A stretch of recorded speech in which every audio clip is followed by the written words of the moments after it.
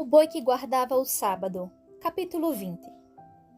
O coronel virou-se abruptamente para a caixa. Abra a caixa! Ordenou ele com a voz ainda mais alterada de raiva.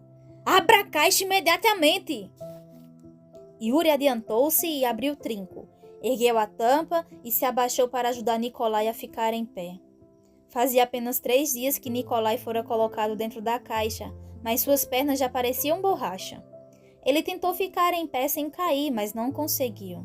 A força simplesmente não estava ali.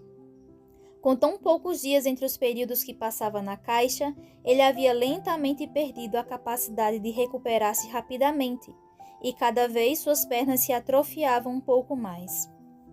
Ali! Deitem-no sobre aquele monte de palha ali! Rosnou o coronel. E dê-lhe água! Ele assinou com a mão para afugentar as moscas e o mau cheiro que permeavam o galpão. E traga um balde de água para que ele possa limpar-se. O coronel virou-se para Nikolai e balançou a cabeça de novo. Qual é o seu nome, rapaz? Panchuk, senhor. Nikolai Panchuk. O oficial continuou olhando bondosamente para Nikolai. É verdade o que o diretor diz? Que você não quer trabalhar? Não é verdade. Nikolai engoliu um pouco da água do copo que Yuri lhe estendeu. Eu quero trabalhar. Trabalhar mais arduamente que todos os outros prisioneiros, se necessário for. Levanto cedo e fico até tarde da noite. Mas não posso desonrar a Deus e trabalhar no seu santo dia de sábado. O coronel ergueu as sobrancelhas. O 7º dia de cada semana é o subota, sábado em croata. Subota de Deus. Continuou Nikolai, vendo a oportunidade de testemunhar uma vez mais acerca do seu amado sábado. Fui criado para santificá-lo e não posso violar minha consciência, Senhor.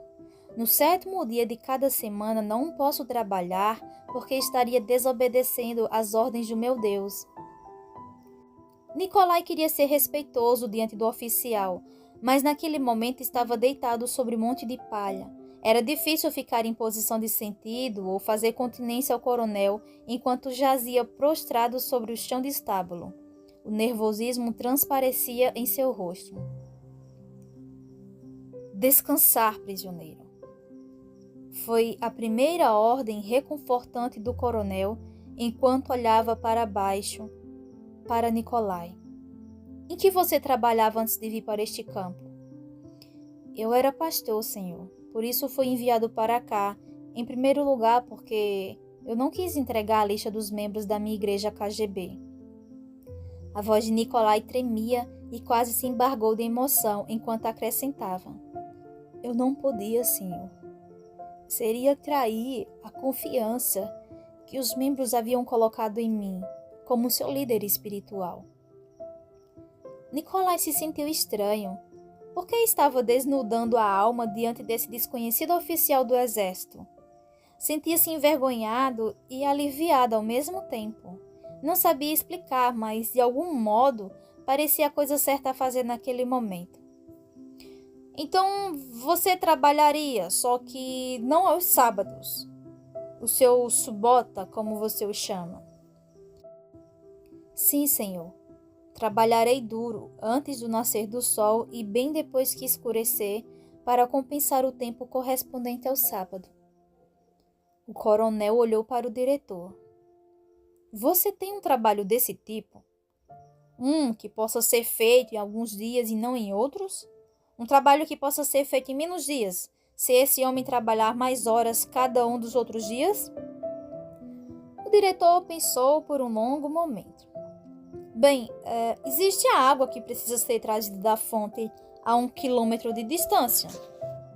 Ele olhou para o coronel. Precisamos de barris de água e geralmente se exige um homem e um boi. 7 dias, carregando e trazendo água suficiente para o campo. Suficiente para beber, cozinhar e toda a limpeza de que os homens precisam. O diretor olhou para Nikolai, deitado sobre a palha, e depois para o coronel. Acho que podemos fazer uma tentativa. O homem que faz isso agora trabalha do amanhecer ao anoitecer e mal tem tempo suficiente para trazer os 9 ou 10 barris de água de que precisamos, em média, por dia. Se Panchuk quer levantar-se antes do amanhecer cada dia e depois trabalhar quando já estiver escuro, talvez consigamos trazer o suficiente até sexta-feira à noite. Eu duvido, mas podemos fazer a experiência. O diretor tinha um olhar cínico, mas escolheu as palavras cuidadosamente diante do coronel. O oficial se entusiasmou. Tudo bem então, Panchuk. É um trato. Vamos ver o que você pode fazer. Amanhã é terça-feira. O diretor disse que, se você puder trazer água suficiente até a sexta-feira à noite, terá o seu dia livre. 5 dias de trabalho em 4. Se puder fazê-lo, então o sábado é dia livre. A seguir, o coronel ficou sério enquanto olhava diretamente para Nikolai.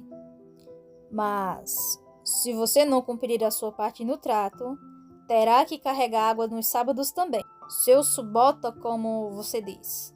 Isso ficou claro? Perfeitamente. Fiquei curioso, Panchuk. O coronel examinou o rosto de Nikolai, que, embora revelasse muita dor, estampava a paz do céu. Você tem sido tão obstinado em recusar-se a trabalhar no seu subota? Continuou ele. O que acontecerá se o sábado chegar e você não tiver trazido água suficiente?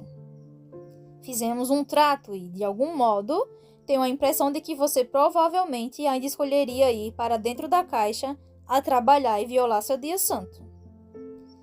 Nikolai pensou na pergunta antes de responder ao mais bondoso oficial militar russo que ele conhecera. Escolheu cuidadosamente as palavras, porque queria honrar a fé que o coronel manifestara nele e a disposição do diretor de dar-lhe a oportunidade de mostrar quem realmente era. Se eu honrar meu Deus, ele me honrará, Senhor. Ele sabe que desejo honrá-lo em oração e quieta meditação nesse dia, e por isso coloco nele a minha confiança, no sentido de que ele me dará forças para enfrentar o desafio. Trabalharei metade da noite, se necessário, para cumprir minha parte no trato e garantir o direito de adorar meu Deus nesse dia. Sabe, acredito que você consiga, disse o coronel, confirmando com a cabeça e sorrindo bondosamente. A generosidade do homem aqueceu o íntimo de Nikolai e lhe deu a esperança de que tudo, afinal, contribuísse para o melhor. Pareceu que era esse o momento pelo qual esperava, a oportunidade que aguardava fazia 2 anos, a chance de mostrar a todos a soberania do seu Deus. Nikolai descansou durante o resto do dia, tentando ficar em pé e fazer com que os joelhos funcionassem de novo. Ao cair da tarde, já se sentia razoavelmente bem. Contudo, ao deitar-se no beliche aquela noite no alojamento, pensou na distância até a fonte. Devia ser por volta de 1 quilômetro, quem sabe um pouco mais. Isso daria quase 3 quilômetros cada dia, ida e volta. Nikolai calculou que gastaria 2,5 a 3 horas para cada carregamento de água. Pelo que havia visto, o carro carregava 2 barris de uma vez, e isso significava que seria necessário transportar 5 cargas para trazer a cota de água de um dia. Mas ele precisava trazer água suficiente para o suprimento de sábado também. Não havia dúvida. Nikolai sabia que teria que fazer pelo menos 1 ou 2 viagens extras por dia. Com a mente a rodopiar, ele tomou tempo para orar antes de cair no sono.